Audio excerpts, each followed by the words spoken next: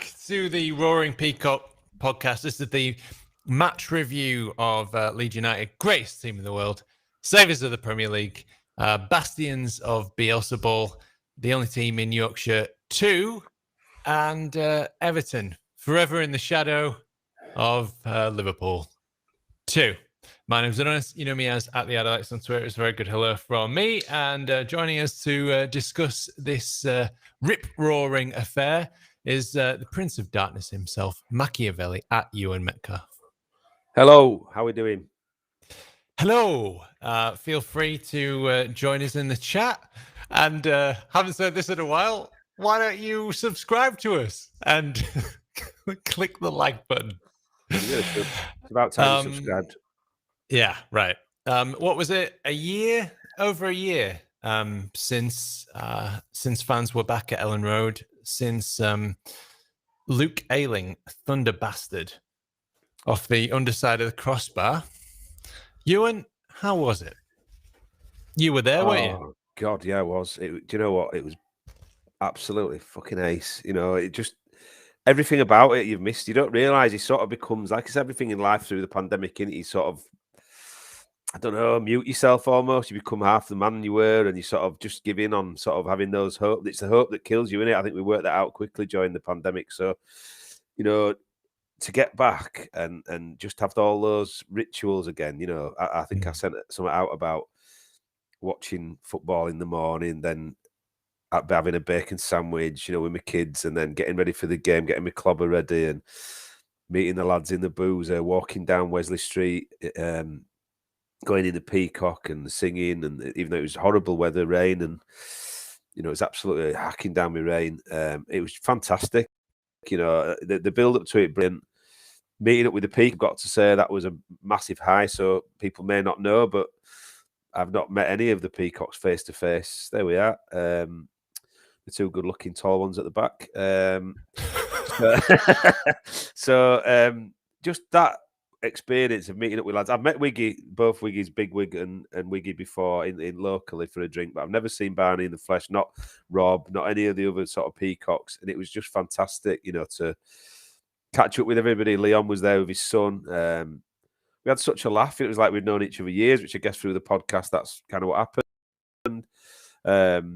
Brilliant. The game, fantastic. Loved being there. Atmosphere was great. Build up, you know, saying goodbye to all those players that we'd lost. You know, you forgot about Alex Sabella and you forgot about Zalukas, and it's quite emotional, really. And then just to be back in a seat with bantering with people, I hugged.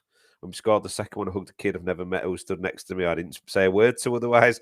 And the woman who stood to my left gave me a proper big hug. So you miss all that, don't you? That human interaction, the warmth of like you people you sat around, you know, the laughs, the banter. And then we went into town. Well, we went to Holbeck Working Men's Club, funny enough, Slung Low, which was one of our part of our journey with the podcast, wasn't it? Of doing the Christmas present fundraiser last Christmas. So me, Rob, and Barney went up to Slung Low and had a few pints in there, and then I jetted into town. I was supposed to be going on my way home, but I managed to find my way, or not find my way home, but find my way to meet with Andy Pye and his missus for a few drinks in town after. It was fucking great, Donny. It was just like, you didn't want the day to end. It was so good. And the game itself, probably a fair result. I thought we were very good in control most of the possession. They looked dangerous on the break and had some dangerous players up front. Yeah. Well, here he is. Oh, God, no. Better late than never, eh? Yeah, exactly. God, sorry, it's been a heavy weekend. I know, me too, but I was on time. I was actually early. Oh, God. Hello. Hi, Wiggy. Chairman of the board just walked in at Wiggy 1234. Yeah, sorry for my late arrival. It's been a struggle today. I think he's been hanging around in bushes. That's what it is. When he sent a picture to where to meet him in the Peacock on Saturday, and he looked like he was in a bush. Like he was waiting to pounce. I was. It bounced it down, and the only shelter was in some bloody conifers. I'll try and find that picture, but in the meantime, Wiggy, back at Ellen Road. Yeah. How was it? Oh, it was incredible. I hadn't had an atmosphere like that in God, I don't know how long, and it was just a great occasion to meet some new and old friends. So I met some peacocks, which was brilliant, and then into the ground, and it was honestly, the best atmosphere I've ever felt, Really and good, wasn't it was really emotional as well. Like when they were doing the minute's applause, and like that got me. I was like, oh my god! And then, it was just brilliant. And then, I thought I'm sure we'll come on to it, but I thought we played well. I'm chuffed with how we played.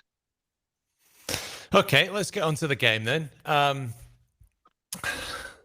It was a bit of a rough start. Like we were there, firstly, just the atmosphere from our point of view, it was just so good. 18 months of this kind of fake Sky chanting where it's just a loop of all Leeds aren't we over and over again until you basically want to crack your skull open on the wall.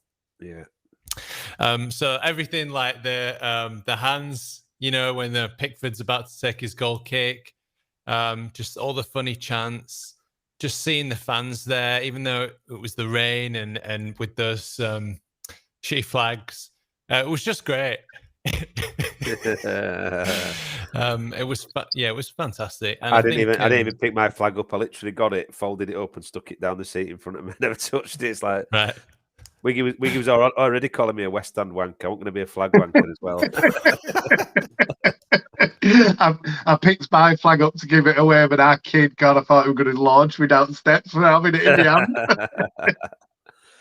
You know what? Everybody sung that little bit louder, didn't they? That's what it was. I noticed. Like everybody was putting a little bit more effort in, and it was almost like 18 months of it being bottled up. All came out in those first few songs and in marching on together at the start. I got a video of that.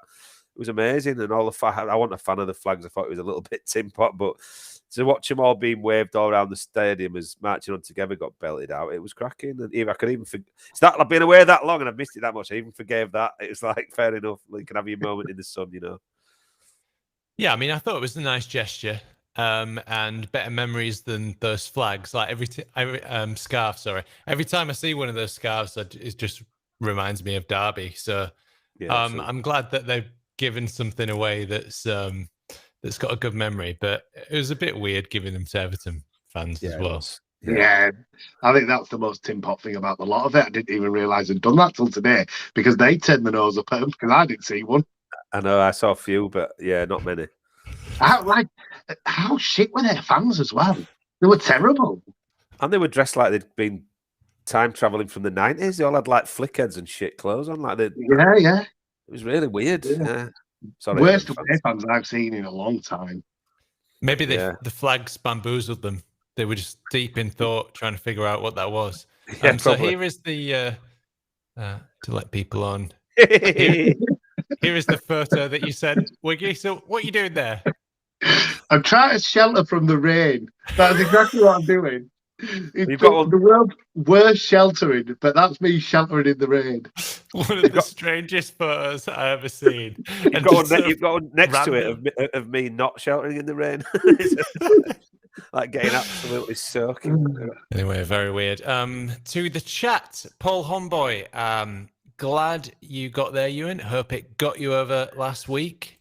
Bandy for Noski. I saw Mina walked around Liverpool dressed as the Grim Reaper. Then I saw the Grim Reaper dressed as Mina. More string than me. Not sure what that means. And he said that he loved the flags. There you go. So each to their own. Feel free to join us in the chat. First impressions then. It was a pretty even game, I thought. First impression, Wiggy, you don't agree? No, I think we should have won it. I absolutely think we dominated it, to be fair. Like, I thought they had some good chances, and Melier kept us in the game in the second half with a couple of them. But again, it was just our sloppy defending, I think, that caused that. They were almost like a bloody knife through butter at some points, and it's just like, what the hell is going on? We really miss Lorente, don't we? I've seen him back in training today, and we need him back as soon as possible. But I thought we'd done enough to get the game, and I think it was Cooper who said at the end, another 5-10 minutes and he reckons we'd have nicked it, and I totally agree with him. I thought we're all over him. And as well, just on that last point on it is I thought Everton were crap, if I'm honest with you. Like, I didn't see much of them at all, and I think they'll be bottom half of the table by the end of the season. Yeah, I probably slightly different take on it. I thought they had a game plan, and their game plan was to sit back, get everybody behind the ball, and us to have to try and break them down, which is why we had so much possession around the back four. I also thought, which really pissed me off because the ref didn't do fuck all about it till about the 75th minute. The time wasted from the very first minute. There were the number of times it took Pickford about 5 minutes to take a goal kick. Was it Digne was taking their corners? He was going and walking over, stroll, getting the ball, then placing it 3 or 4 different places, then having a little stroll back. It was a joke, and the referee never even picked him up on it. I mean, he did. I think he booked somebody, he warned somebody for it quite late in the game, but they were doing it from the first minute. It really pissed me off. So I thought they had a game plan to slow the pace of the game down. Then when they got in the final third, they quicked it up, and they had some pretty dangerous players. I think you were right. I spoke to Popey today, and he said the same. Everton fan, obviously big Leeds supporter or follower as well.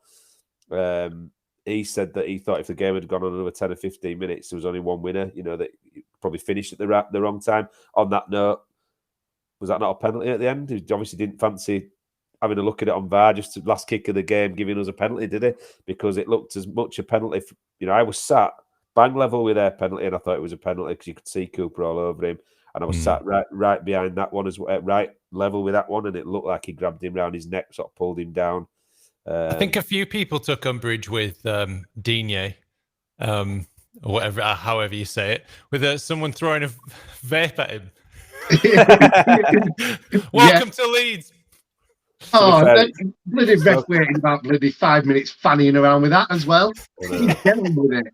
To be fair, smoking's bad for you. He probably just wanted to get rid of his vape. That's true. It's good time to quit. Yeah. Yeah, I didn't really think about it that much because they had so many chances. But you're probably right. I mean, it was silly from Cooper, and I said at halftime. I said it in a tweet. I can't remember what I said. I think somebody's going to have to get a lot tighter to Gray because he looked at a constant threat throughout that first half. And in the chat, I said, I hope somebody takes him out. Just give him a good kick in, and that's exactly what needed to happen. Within 5 minutes of the second half, he'd scored. And yeah, I think that was a little bit unlucky as well because it goes through Dallas's legs. It looked really easy from where we were sat in the stand. I've not really watched it back, but the way they built that goal up, they got a couple of lucky deflections that fell for them there. And then once they got into the box, it was just far too easy. Nobody seemed to be passionate enough to close him down. He got his shot off a bit too easy. I thought, Firpo, that's a bit worrying that we've got this specialist left back. And I said it, I don't know if it was you, Wiggy. I said it I think it must have been Barney after the game, actually. I'm going to call it now that Alioski's a better left back than Firpo, which is very worrying. We've waited all this time to bring in this specialist left back, and he kept showing everybody inside. You get him on the outside and take him down the line and take your chances with a cross in there. He kept showing everybody inside and getting beat literally without him even doing out. I thought he looked good on the ball, but out of possession, wow, we were far better when Dallas went to left back. Yeah, I mean, I wonder if that was a tactic, though, if he'd been told to do that, because from what I've seen of let people run past you. Yeah, just show them inside. Tactic, you're going to lull them into a false sense of security. Just let him run past you, mate. Okay. What a game plan. Yeah, brilliant. No, what I mean is Benitez's sides, and especially with Everton in pre-season, they've been crossing a lot. They've been just focusing on crossing and trying to get it into Calvert-Lewin, who's obviously very, very good in the air. So he is, yeah.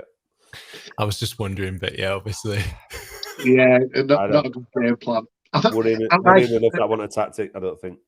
Because I was in the cheese wedge, so we couldn't see the penalty, because obviously we're up at the other end. But when the minute is off to check VAR, it's happening, innit? It's what's the point in that nonsense? Just get on and give the penalty because that's where it's going.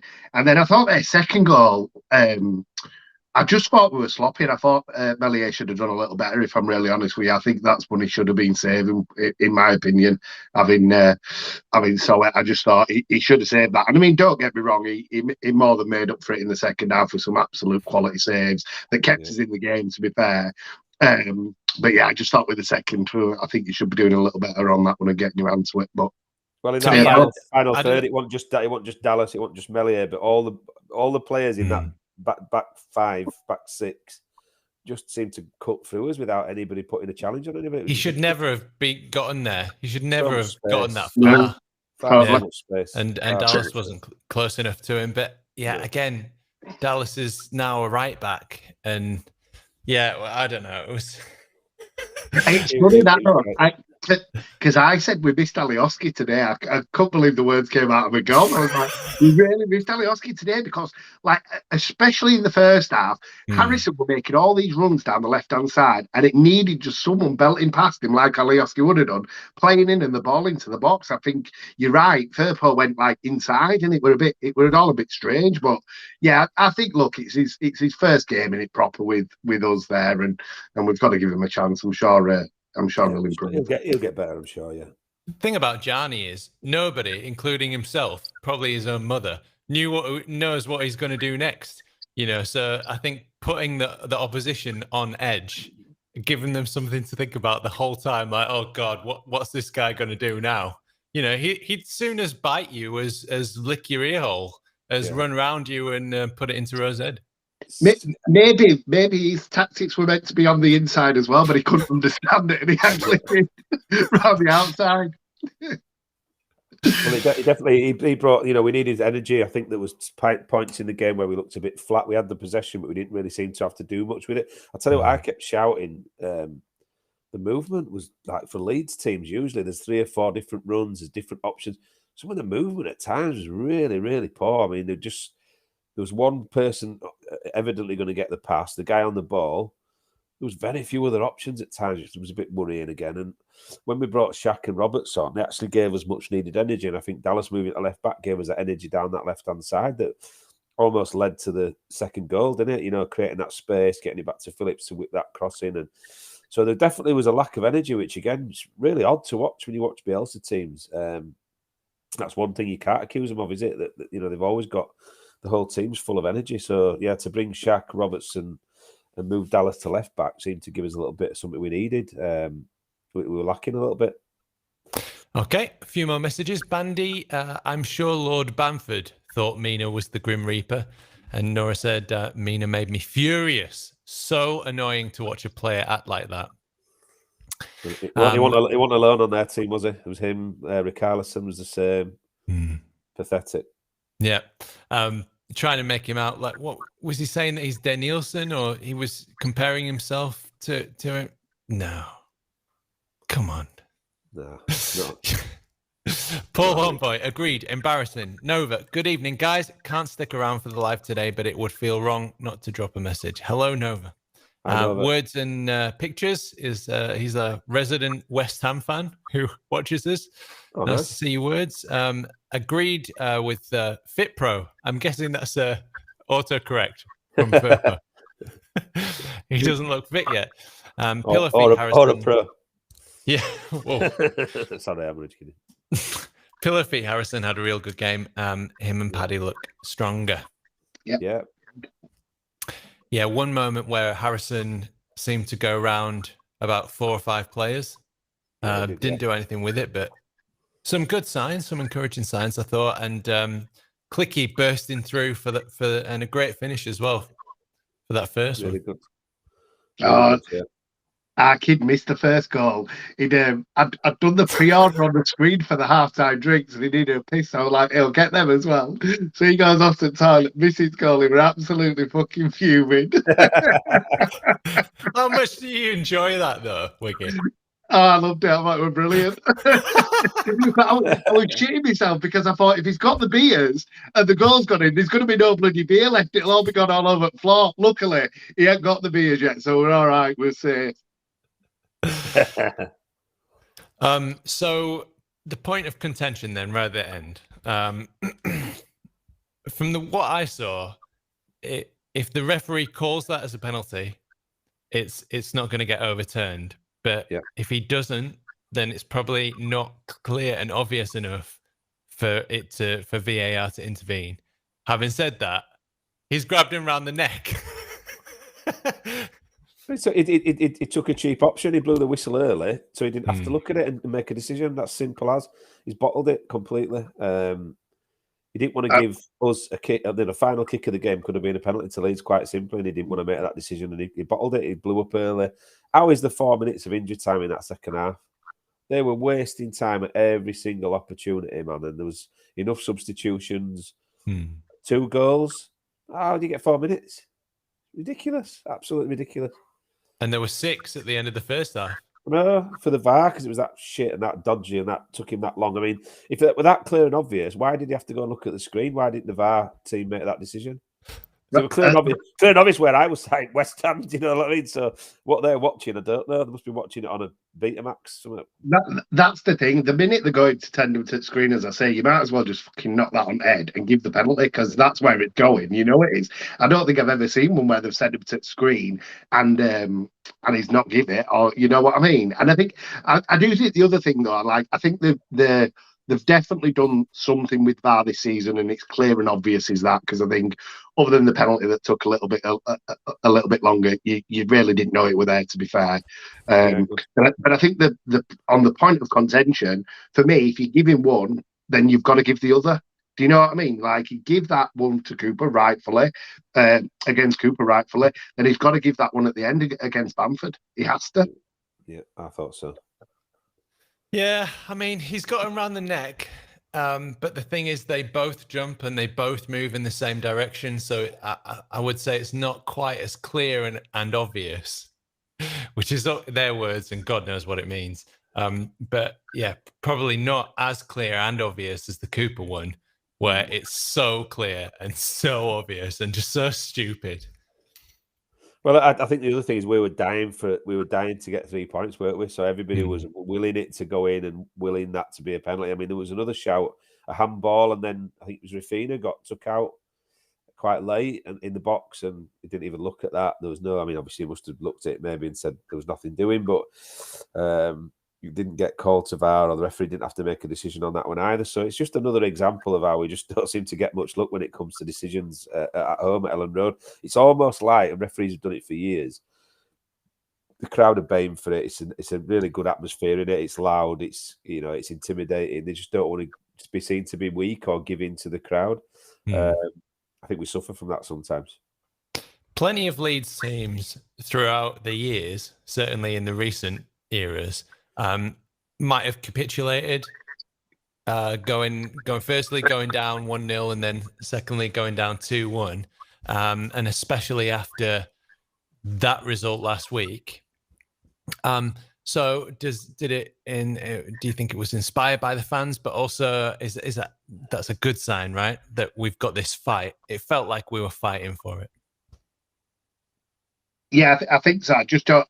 They were never going to give up, were they? And like you say, they didn't fold. They came back out after each goal and give another 10% to get back into it. And as I said, as the game wore on and on and on, I just couldn't see any other winner than Leeds. And I think if they had scored a third, I think we'd have got a third. It was one of them afternoons, and it would almost like the players, thankfully, turned up and wanted to put on a performance for the fans being back, and it was a performance. I think they played. Most of them played really well. I think a few had a bit of a shit game, but hey ho. Well, we seem to be agreeing too much, so let's bring up Roberts. Hey, you're going to be shocked. Yeah. I think we got to gain agreement yesterday on the group that he did all right.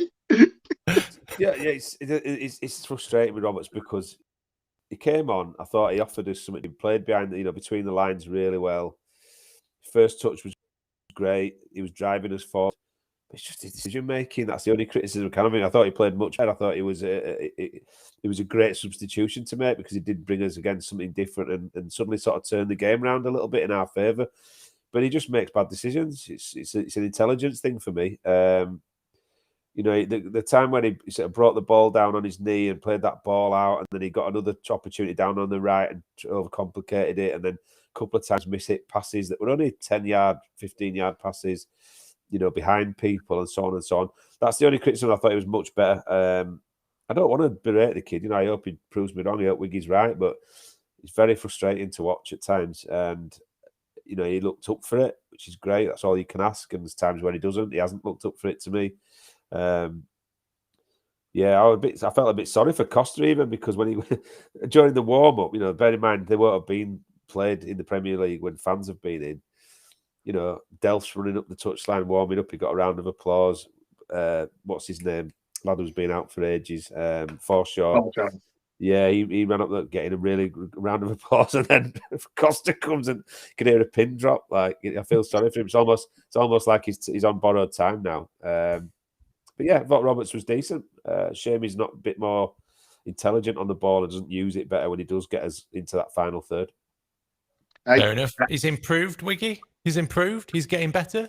Yeah, I thought I think Ewan summed it all up. I think he really got us back into the game, and he just had almost like the engine in him to go. And I thought the other one, I thought Shackleton was absolutely fantastic when he came on. Like he's had a great pre-season, hasn't he? That's what people have said, and I think he's got to be in with the shout to get some more minutes this season. And as long as he stays fit and well, on the evidence of just that performance on Saturday, then he's in with the shout to be in and around. So no, I thought he was again just had legs on him and could go. It was brilliant. Yeah, it's good. Okay, and to the chat, Paul Hornboy, Robert's best performance I've seen. He made a difference. Chris Baldwin, somebody needs to tell Cooper that players swap shirts at the end of the match, not when the game is still on. Bandy Fornoski, a case of strangulation. Paul says, wasn't even looked at. They bottled it. He said that FitPro is my PT insurance. I've just renewed. Okay. Word said that the Leeds fan penalty rub behind the goal. Yeah, so we're definitely not everybody's second team anymore. It good. Seems Good. like. Yeah, brilliant. That's normal. Yeah, good. A belly rub. Has that ever put you off anything? What? Does that work? What's going on there? What? A belly rub. So, Lost. Did you not see it? You didn't see it? No. So when he was taking the penalty, someone was behind the goal with the belly out, rubbing the belly. Oh no, I didn't see it. No, I didn't see it. No. Just to confirm, it wasn't me having cheese wedge. No, I've not seen the belly rub. Sorry, I've not seen that one. I saw the old lady that gave him the middle finger when he'd celebrated in front of. Yeah, he overdid that celebration in the wrong place as well, didn't he? I saw all sorts getting legged at him. There was loads of stuff like debris on the pitch after he'd sort of moved away. But I don't know what hatred he's got for the cop, but he seemed to want to give it out, didn't he? the thing is, like when they scored, I finally realised Everton fans were there. I was like, oh, got three. There's a cheer. I didn't hear a song. It's one of the benefits of being in that side of the West Stand, Wiggy, is you don't see the away fans at all. You couldn't hear them, couldn't see them. I saw a few on the way out, and they had there's just some weird clobber. But other than that, I hardly realised they were there. Here we go. There he is. Oh, yeah. Brilliant. Legend. It's worth a go. So, for people listening on the podcast, as I'm sure you know, but as Calvert-Lewin took the penalty, one fella in the north stand was rubbing his belly. Yeah, As you do. quite a lot of it there to rub as well. Sort of like a reverse Buddha. Yeah. Okay, so anything to worry about? We've all been very worried. Everybody on Twitter has been worried about signings. We've competed, I thought, very well with an Everton team that I think will do okay this season. Are we okay? Are we good? Do we desperately need to break the bank, get a loan, and buy some more players? For me, I think getting a point just makes you feel a little better. I feel much better today than I did last Monday, that's for sure. I feel much calmer. I think I'd have still been worried if we'd have lost, but I think even if we'd have lost, there were enough in the games for me to go, we're going to be all right here. Even if we don't sign anyone, and I'm not sure we're going to, you just look at the rest of the league. Norwich are terrible. Newcastle are terrible. Like, there's so many teams that are terrible and we're better that we shouldn't be in trouble in terms of getting relegated. It's just how much do we want to kick on from last season, and therefore, if we do, then we might sign the one or two more. But if not, I think he's putting his eggs in the under 23 basket, isn't he? Looking at the bench on Saturday. Well, there's no one else there either, so. Yeah, I agree. I think he's right. If you look at the league, I think there's 6 or 7 definitely much worse teams than us in that division. So I'm not really worried about that aspect of it. Do I think we've got better from last year? Not massively, no. I think we're probably going to finish in a similar spot. I still think we have said it for ages, but it's not saying anything new. We're not reacting to Man United's result or Saturday's result. I think we've needed something else in midfield, centre and mid. I think we need a number 10, a proper number 10. And I guess I'll let Roberts off this week. But if Costa's getting a game, sub or otherwise, we're weak. I think we need another winger. Demarai Gray's evidence in it. You don't have to break the bank. 1.5 million. I thought he was really good. Took his goal really well. Did you see when he celebrated his goal as well? And he tried to do a knee slide, nearly broke his own kneecap. It's hilarious. Yep, nearly needed 2 knee replacements. Yeah, we just conceded a goal, and everybody went, you silly bastard! He went, he jolted on his knees and went flying over, nearly did a somersault. Yeah, hilarious. I tell you what, the big summer siding of the pitch, it looks incredible. Oh, do you know what, Wiggy? I was just about to do this. I'll bring it back from last season one last time. Boom, boom, boom, boom, boom, boom. Grass watch. Oh, we love grass watch. Yes, they've definitely upgraded from the B&Q down the road to an absolute worldie of a pitch. It looks fantastic. It played fantastic. There were no ice skating like the one when we put in the other new pitch. It was just incredible. Yeah, it really looked good. They've done a great job. I don't know. Richarlison seemed to find it hard to stay on his feet. A little tough. Well, yeah, true, true. But yeah, he's evidence. Demarai Gray of a player. You don't have to spend loads of money. We spent 10 times that on Costa. So yeah, I think we just need a bit. Are we going to struggle without bringing loads of? No, of course we're not. We don't need to break the bank or panic. I think we'll be fine. But it'd be nice to see us at least be hungry enough. I guess it's a more long-term plan than we want it to be, aren't we? When we're fans and you're invested in it that much, you want it to be an instant. The next season we invest again and we go forward and we finish 6th, 7th. The next season it's a much longer game with these. They want to, in the next 8 to 10 years, challenge for European honours. It's not about quick fix or doing a Ridsdale and breaking the bank and putting us back 15 years, is it? It's all about long-term, sensible investment. You've got to agree with that. Anybody who argues with it, I either wasn't around when Ridsdale did it and when we completely nearly put our football club out of business, or has a very short memory, which football fans tend to do, don't they? But I don't. I'd much rather that we consolidate. I said it, if we can finish 9th, 8th, 9th, playing great football again this year and have some of the brilliant experiences with fans in the ground, I'd settle for that. And I think the other thing is, Donny, that I reckon the crowd did have an impact on Saturday, on dragging us back into it at times and getting them at it. And that's going to hopefully play a big part, both home and away. The noise levels for the players is going to hopefully get us 5 or 6 more points, this season than last. Yeah, it's a real shame that there's a 3K limit on away fans. Oh, no. It's crap. Yeah, crap. Because we'd be taking 5,000, 8,000, 10,000 to every game if we could. And certainly that was a big factor in the Championship. I feel we made a lot more noise than most of those home fans in the Championship. Getting around to a few chats. Then Paul, he's referring to Roberts' decision-making is familiarity. So I'm guessing he's saying that will come with time. Our Tyler turns so well. Hoping Somerville is edging closer to the first team. Bremner's Ghost. Hello, Ghost. Nice to see you, mate. Next time it will be everyone belly out for the Pens. It could have started a trend then. We need a win against Burnley to get our title challenge started.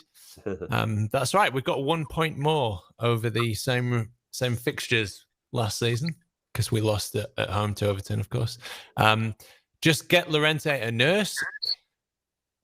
Chris says the team needs strengthening, but Rads has either lost his checkbook or his pen has run out of ink. Well, Paul, we were the better team against the top 8 side. And Mark says, why don't we sign a £30 million number 9 and leave him on the bench? play Rodrigo. I think Rodrigo had a muscle injury. Yeah, something Yeah, like that. Slight injury. It did look like he was going to come on. To be honest, I thought last 10 minutes probably if he wasn't injured, he might have chucked him on and took Bamford off because I thought he looked a bit tired at last sort of 5 or 6 minutes, Bamford. But yeah, I mean, listen, there's plenty of players who've got to step up from last year. He's one of them, isn't he? I thought in fits and starts he was okay. He did well in some games, and in other games he was, pretty anonymous. So he's got a job to do. Koch, same, Llorente's hopefully not going to succumb to so many injuries. Yeah, I think we're all right, aren't we? Let's not panic, let's crack on and let's get behind the team and see where we are in 10, 15 games' time. Koch, speaking of Koch, he had a problem with his pubis. With his pubic hair.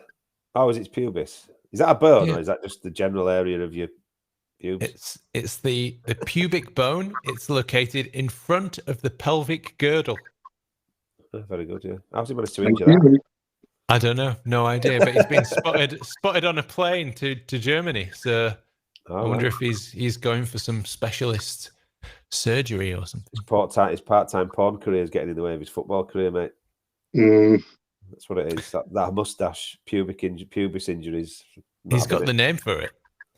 He certainly has. Yeah, that might be his stage name. Emmett Oliver, we need Llorente back. Such an intelligent footballer, and I'd love to see Marcelo fitting in Rodrigo. He was on fire at the end of last season. Yeah, I thought he did well at number 9. Yeah, I did. We need to smuggle Forshaw, Cooper, Costa, and Roberts on the crew team bus on Tuesday night. Bremner's Ghost, hey up, hello. And Emma Oliver says, people complaining about spending. Look, we spent £100 million last summer, and this year have improved so much around the football club facilities. Tied Bamford down, and Harrison kept all our best players. Yep, fair point. Okay, man of the match. Oh, go on, Wiggy. You probably know yours straight away. I have to think about these. Yeah, there are a couple who stand out, but I thought Harrison was really good first half and dropped off second half. I thought Rafinha wasn't great in the first half, was much better in the second half. But I think the player for me, I think Matthijs Klick. I thought he had a fantastic game. Before he came off, I was surprised he came off, but I think he covered some right ground. If you look, he was here, there, and everywhere, front to back, side to side. I thought he had his best game in a long, long time. I thought he was excellent. So for me, it was Matthijs Klick. I think Bamford had a good game as well. I think he was all over the shop. So, yeah, I'm going with Klick. I thought he was brilliant. I thought he took his goal really well. Yeah, all in all, Klick for me, definitely. Yeah, he did take his goal well, and he was a catalyst for a lot of the good stuff we did in the first half, I felt. But mine's Dallas. How many positions did he play in? How many times does he get to the ball before everybody else? Reads the game brilliant, uses the ball well, competes constantly. He's just a cracking player. He's one of them players, unsung, not a glamour player. I love players like that. He stands up every week and he's a 9 out of 10 every week for me. And I thought on Saturday, getting moved around a little bit and sort of going from midfield to sort of left. I thought at left back he was absolutely brilliant. I mean, he does, because he's not a flash player. He did a little back heel that I think set the move up for one of the chances we created. He did a little sort of back heel around the corner. It might have been Roberts actually. He's brilliant. Every time he gets the ball, he uses it intelligently. And as I said, a number of times where the ball broke and he was the first to react to it and pick it up and sort of drive through the midfield. He got fouled 2 or 3 times when he just outstronged and beat people for just energy and willingness to go and drive the ball forward. He got took down quite cynically twice, I think, in the second half. So Dallas all day. Okay. And on that point, the German commentator at one point, he was like, oh, Dallas, Dallas is there again. He's at the left. He's in the right. He's in the center. He's everywhere. I think it's really telling because my man of the match is Phillips and followed closely by Rafinha. But I think it's really telling, like from last week, that we've all picked midfielders essentially. Yeah. Klick, Dallas, and Phillips, and I think that says a lot about the reaction to last week's performance. I just thought it was so much better, especially in midfield. We look a different team with Calvin Phillips. Yeah, I think there was one comment here where without Phillips, we're lost. from Chris Baldwin, and I couldn't agree more. He was everywhere. He was so commanding. He looks far better than last season, and where he was immense. But he looks far better after playing the Euros. He looked a world-class player. At times, he looked the best player on the pitch from either side. I thought he was just immense, and Rafinha very close second. I thought out of anybody on our team who was going to make that little bit of magic or just drag us to a result through will alone, it was him. And I don't know what it is with him in Everton, but loves it, doesn't he? Yeah. After he'd scored that second one, you could see him hungry and get on with it. Like, yeah, we can win this, and you were like, "Yeah, get in, lad. Let's get on with it. Let's go for this." And he was up for it. Yeah, somebody made a comment about he didn't celebrate the goal. It's like because he was bloody telling people to get the ball out of the net and get back on the halfway line. That's why. Yeah, I think you're right. He's magic, and he can make the difference at any given time. I think there's times where he skulked around a little bit, which he didn't seem to do when he first came. He seemed to be always up for getting the ball and always, tried to put 100% in. I think he has. He's not believing his own reputation a little bit, but you can see a little bit of that in him, and that's not disrespecting the kid or criticising him. But I noticed that I was watching him quite a lot on Saturday, and then it's one of the benefits of being sat on your own, not knowing anybody around you. Is you you're not talking to anybody, you're just watching the game. I watched him a lot, and I watched Phillips, and I thought Phillips. What it is with Phillips, he's a fan on the pitch, isn't he? He's like he's so good on the ball. He's so strong. He never panics. He did get caught out a couple of times, which might just be legs, just getting back into the rhythm of playing in the games. But with that little tosser of Carlson, who was chucking himself about and what have you, he went up against him 2 or 3 times and just outstronged him, chucked him on the floor once, bounced off him one other time, and I thought it was brilliant. So he would have probably been my very close second to Dallas for me. But I just love watching Dallas. I think he's a cracker. Yeah, I think there was one time where Rafi, he chased the lost cause basically and closed somebody down, charged it down in the crowd. Yeah, I loved it. Just a huge roar. And you could tell, I think, for a lot of them as well, they've experienced Ellen Road for the first time. And they might not be used to a crowd cheering a tackle or somebody just putting in a bit of work like that as much as we do. No, I think he's going to be sensational this year, Rafinha. I think he'll settle into it, and he will realise that you can't go hiding at Ellen Road. You've got to be there constant. And probably Firpo, in his defence, that must have been a shock because, you play at Barcelona, there's 70, 80, 90,000 people there, but they're miles away from the pitch. To have everybody on top of you like that, it probably did catch him out a little bit. And I thought he looked nervous at times. There were a couple of times where could have brought the ball down. He sort of wanted to get rid of it a bit too quick for my liking, but they'll settle, won't they? Hopefully. Okay, last few messages then. Bremner says, Andy Bentley, he says, Poveda is on his way to Blackburn. Apparently. A bit of a weird one, that. Why? Yeah, why? I think the fallout was just so quick, you know what I mean? Like, we heard really nothing from the club. It was similar to when Pablo chucked his armband or whatever. That's the kind of feeling that I got, like, maybe something's gone on. Or when somebody gets COVID and they just don't say anything. Yeah. He must have long COVID then because he's been out of the picture for quite a long time. I've seen that coming. I think, everybody says how great he's on his socials and all this, and he's always laughing and the joker around him. I'm not sure that fits in with Bielsa's way. It is if you're a good player, and Alioski got away with it because he put 110% in every week, and he was limited capability-wise, but he wasn't energy or commitment-wise, was he? So I think he could get away with it. I'm not convinced Poveda can. I think when you're young, you've got to get your head down and graft to get in that team and impress Bielsa, and I don't think he's done it enough. He had real little sparks of it last year, but a lot of the time he looked really lightweight. I don't know. He didn't seem to bring a right lot. When you take, I'm going to keep going on about him, sorry, but you take Costa off and you bring him on, you want to see something different, but it's the same sort of player. A lot of, flashy little step overs and little moves for no end product and gets knocked about too easily. So it seems to have gone on. Like I said, I've seen videos of him sort of twerking up against Brazilian girls on a beach and somewhere in Costa Rica and in Mexico. I just don't think that washes with Bielsa. I think they really wanted Ben Rama at one point, didn't they, from Brentford? And some of the videos he puts out, I think, probably put Radrizzani and Bielsa off going anywhere near him. Yeah, like obviously we're on the outside Yeah, looking in, and it's just speculation, but absolutely. these are the little crumbs we're fed, isn't it? Okay, Bandy, late in the second half, Calvin played in Lord Bamford and in the box, and then a simple pass to Rafinha would have done it for us. So sometimes those close, tight games can change on those little moments, can't they? Dallas never put a foot wrong, says Callum. People talk about a central midfielder. What about a sharp centre forward to partner Lord Bamford? I'm not sure we play up two up front, would we? No. If we were going to do that, we could get Rodrigo in there somehow. KP Bult's up on international duty. It really suits him, says Ghost.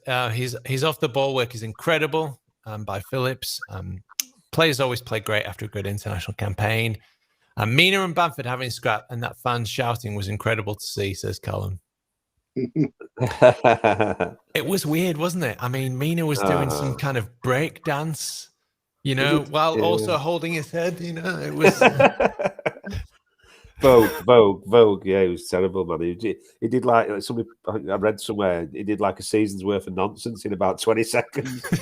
What are you doing, mate? He just got carried away with himself, didn't he? But I thought, what I liked about Bamford? Sometimes he looks a bit nice, and he really looked like he was up for it. And once Mina annoyed him, he was dying to score. I think when he should have squared it to Rafinha, that shot didn't he off somebody got blocked, and I think it was just because he wanted to score and stick the V's up at Mina because he was at him all game. He did later on in the game in the second half. They had a little run in on the touchline again, and he was like flicking his hand out at him. And yeah, it was just there were a few of their players were quite annoying, which I've not noticed before. But yeah, good old Bamford got stuck in, didn't it?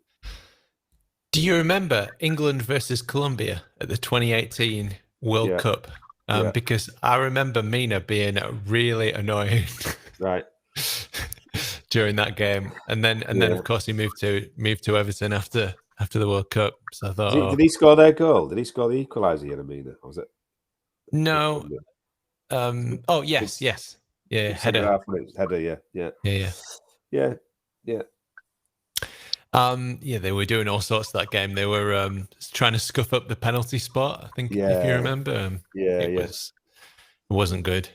And I was watching that game in an outdoor viewing area, and we were completely surrounded by Colombians, and they were whistling, and it was so weird. It's like, why wouldn't you just sing songs? But they're all like like that. But I imagine like kettle's gone off. 30 of them. It was horrible. Yeah. Did you guys see the madness in League yesterday between Lyon and Marseille? Yeah, wow, amazing. Did you see it, Wiggy? Yeah, it didn't look good, did it? There's nothing nice about it, excuse the pun, but they were. That Payet's got a side to him, hasn't he? And he took the bottle back into the crowd, and they all came on to have a go. Fair enough, if that's he shouldn't be throwing bottles. He should know better, shouldn't he? But it's tempestuous, and I think it's Leon. Nice and Marseille is like a local derby, in it, so it'll be heated anyway. I think. Could you imagine if he'd have chucked his vape back into cheese wedge? Piled on. Yeah. And their manager was proper going for it, wasn't he? He was wanting to fight everybody. It was like all my back, handbag stuff. Yeah, it was hilarious. I think if Dino chucked the vape back into the crowd, I think everybody would have just laughed at him. I can't see Leeds fans like invading the pitch like that. Instead, he went crying at referee. Yeah. I think it depends where you are. Sometimes in the ground, and who's just happens to be at that front row, or them first few rows. I've seen it happen before. Where people, in fact, I'll tell you one time it did happen. Damari Gray, he scored for Birmingham at Ellen Road, and ran up to that northeast corner. Now I used to have a season ticket northeast corner, and there's a few game lads in there, and that lower corner, they sort of a few of them went over barrier towards him as well, and he sort of soon scuttled off. But I've seen it happen a few times. I mean, listen, back in the day, the low fields, man. If you'd have chucked something back in low fields, believe me, they'd have come over that fence and been on pitch. Believe. Doesn't happen in your stand now, though, does it, you West Stand wanker? No, I won't. No. Do you know what? I've not been at West Ham for donkeys. We used to go up in that top right hand corner above where the away fans are now. Years ago, it used to be all right up there. The bar's really good there. It's not too busy, but it was all right. I don't mind. I don't mind where I sit. I was truly blessed. I've got to say a massive thank you and God bless you to Mick Brown who sorted my ticket out for me and. Partly because of my rant on here the other week. So sometimes having a rant on these podcasts does come in useful. But what a gentleman, and met me before the game, had a couple of beers with us, and lovely fella. And God bless him for getting me a ticket. And you know what? I'd have sat on the roof. I'd have sat anywhere to watch that game on Saturday. So I didn't mind being at West Ham, despite Wiggy's constant abuse of me all morning. And all afternoon. You should have got the scissor lift out. Like I know we've but it was just good to, because obviously we've all met virtually over the last 18 months, and I think it was just good to meet some of the Peacocks, to find out that one of the Peacocks is a Wednesday fan as well. I'm not going to drop his name, and I forgot Rob. But no, it was just good to have a drink with new friends and catch up, face to face, because whilst virtual's, fine, you can't beat a face to face meet. And the all Leeds Art Week cans of lager in the Peacock, and actually quite nice. Better than the Carlin, anyway. Better than the rain filled Carlin that was lukewarm. Queued up in the rain for about 25 minutes to get a bloody Carlin, because the bar inside was just mayhem, wasn't it? And then realised there was a bar selling them cans that there was nobody at all. I'm going to just walked in and got one. So you can tell I haven't been at Peacock for quite a few. That's why I don't like drinking on the ground, because I like to get a nice beer and sit and get ready for the game and have a chat. But meeting you guys was a highlight for me. And that's for me. Giving the Peacocks a hug and getting some Peacock love back was lovely. And then, as I say, I hugged more sort of strangers on Saturday than I have for quite a long time, since the ecstasy days.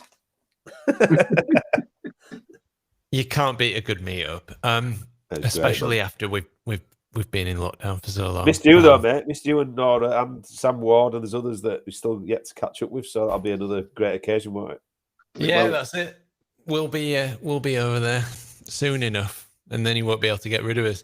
A few more comments. Adrian Menendez, I hope I've got that right. The only player we need is a winger. That guy Noah Lang is great, and he's not too expensive. Did you see him? He's the Dutch Rafinha. Big call, that, isn't it? Do you think Cooper will start Sunday?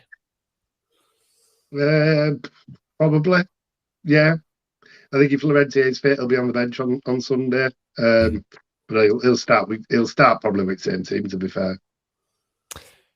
Bets on hat-trick Bamford at Burnley, says Ghost. Good bet, take it. Gamble responsibly. Derek Moore's joined us. Evening, lads. Evening, right. Derek. Andy Bentley, it was good to see Bamford mix in with two very big, imposing centre-backs. Yeah, I thought Paddy held his own as well. I do. I thought he covered some right ground, and there were one in second half where literally he went from right at the east stand right over to the west stand, and he just wasn't giving it up until he chased down his man. I thought he had a really good game. Yeah, he was good. It's very good. Okay, and let's just get one more comment then. Hey up, lads. Did you see Kiko's fuck up? Oh, I did. Yeah. Carter did. Awful. Well, Kiko's going to do Kiko bits in it. That's what he's going to do, mate. That's I'm glad it's not just for us that he did it. It's going to continue follow him throughout his career. His fucking blooper highlight reel it'd have to go over 2 DVDs. It'd be that long. Yeah, they would. They do one every Christmas, basically. Yeah. How did we end up with him? I mean, was it solely because he was at Real Madrid? Yeah. We just thought, we don't need to know anything more. Absolutely. I'd played for him. He'd got all these medals from being sat on a bench, which showed. And I think that's the danger of YouTube highlights, buying players from sort of massive teams. Like let's not Firpo's not another one. Players that haven't been getting a game for a massive team like Barcelona just ain't quite good enough. I sincerely hope that's not the case. But yeah, Kiko is a great example of we got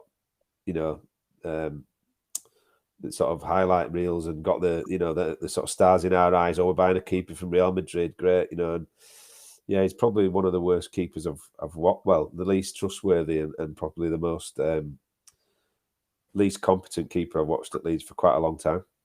Yeah, agreed. He was terrible. Yeah, it was weird, and there was lots of defending him, and I know that he'll, you do, to a certain extent, you do have to support the lads, Oh man, it was too much. It was too much. He'd lose his head at the tiniest thing, ball go over the top, and he'd be off. And I just thought, when I saw it, I just thought it wasn't us. It wasn't just us. Well, it's almost like when you don't play very often. So like he's been on the bench at Real Madrid for most of his career, hasn't he? He's hardly played. It's like you want to get in the headlines. You want to make headlines. You want to. Oh, look at me! I'm actually a great keeper. I'm going to come and clear that up. And it completely made a fuck up because he just didn't have the capabilities to do it.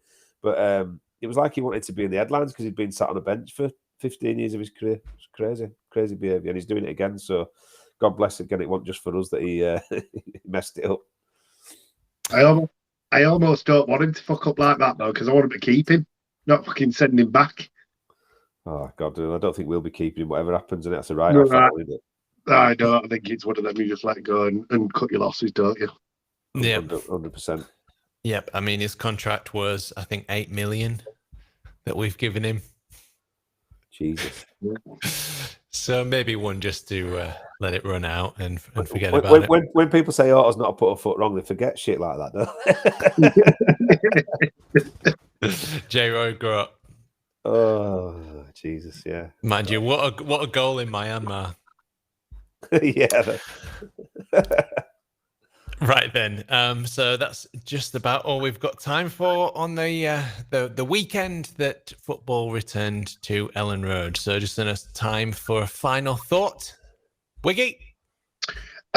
Fantastic weekend, fantastic game of football. I thought it was a real I thought probably the best game of football this weekend in Premier League, end to end. Great stuff. On to the next. I think Burnley, is a big game. They're the ones we've got to win. And I think we've got every chance of going there and building on what we did last weekend. My friend's a Burnley season ticket holder, and he said they're dog shy. It's like, you'll murder us. It's like we just haven't, all we do is that's what I said. So yeah, Burnley, I think hopefully get 3 points, and then we've got 4 points from our first 3, and we're looking up the table then. So no, really good, great to get back to it, great to get in amongst everyone, and just a fantastic weekend. Excellent. Ewan? Well, if you've noticed, I'm not having a beer. Usually if I come on the podcast, we've always said it's a bit like being in the pub. I'm not having a beer tonight because I had enough to sink a battleship on Friday and Saturday night. I was already rough when I turned up on Saturday because I'd been out Friday night and had a heavy one. It didn't get any easier on Saturday or Sunday morning, to be honest. So my final thought is it was just a pleasure to be back and so exciting and reminded us all of what we've been missing over the last 18 months. Good performance, decent game. Take the result. I said I'd take a point before, and just to get some score on the board and start to move in the right direction. As Wiggy's already said, Burnley's massive, I think, this week because it's one that we want to go and win. Sold out for Crew on Tuesday night as well, which is worth mentioning. So that game's sold out Tuesday night against Crew. I think they'll probably feel quite a strong team by the looks of it. So maybe Bielsa's wanting a cup run this year, which would be nice, wouldn't it? Because we'd rarely get anywhere near the sort of third or fourth round. So yeah, that was my final thought. Can't wait to see how the season unfolds, and hopefully I'll manage to get a few more tickets along the way. People, if you're listening, I'm desperate and deserve one. So yeah, give me your ticket. Show me your fucking tickets. A cup run would be nice, wouldn't it? I mean, it's 50 years since 1972.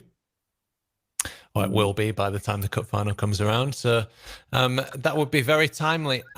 Thank you so much to everybody who's joined us in the chat. I'm sorry I couldn't get around to everybody's questions, but we've just got to go very shortly so I can eat some food. So Gordon White, thanks for joining us on Facebook as well. Chris Baldwin, Ghost, AP10, Callum Sharp, Bandy, Derek Moore, everybody. Thank you so much for joining us. We'll be back on Wednesday to review the Crew game and the week, do the general main cast. Hopefully we'll be around at some point with the youth pod. to talk about today's game, losing 4-2 to Spurs under 23s. And of course, we'll be back with a match review for the Burnley game. You can find us at Peacock's Roar on Twitter, The Roaring Peacock on Facebook and YouTube.